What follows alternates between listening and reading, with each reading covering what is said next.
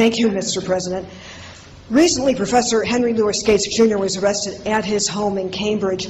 What does that incident say to you, and what does it say about race relations in America? Well, I should say at the outset that Skip Gates is a friend, so I may be a little biased here. I don't know all the facts.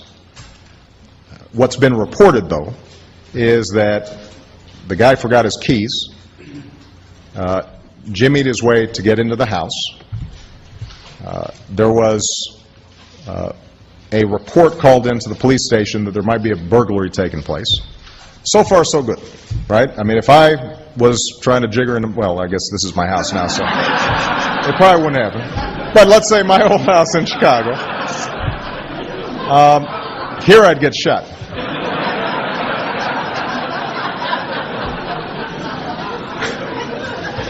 But so far, so good. They're reporting. The police are doing what they should. There's a call. They go investigate what happens. My understanding is, at that point, Professor Gates is already in his house. The police officer comes in. I'm sure there's some exchange of words, but my understanding is that Professor Gates then shows his ID to show that this is his house. And at that point, he gets arrested for disorderly conduct.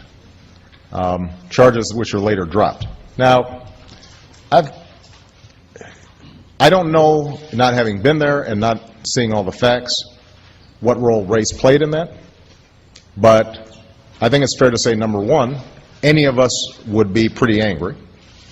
Number two, that the Cambridge police acted stupidly in arresting somebody when there was already proof that they were in their own home. And number three, what I think we know separate and apart from this incident is that there is a long history in this country of African Americans and Latinos being stopped by law enforcement disproportionately. And that's just a fact. As you know, Lynn, when I was in the state legislature in Illinois, we worked on a racial profiling bill because there was indisputable evidence that blacks and Hispanics were being stopped disproportionately. And that is a sign, an example of how, race remains a factor in the society. That doesn't lessen the incredible progress that has been made. I am standing here as testimony to the progress that's been made. And yet, the fact of the matter is that this still haunts us.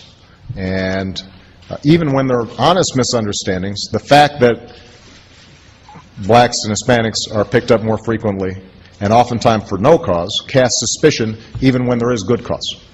And that's why I think the more that we're working with local law enforcement to improve policing techniques so that we're eliminating potential bias, the safer everybody's going to be.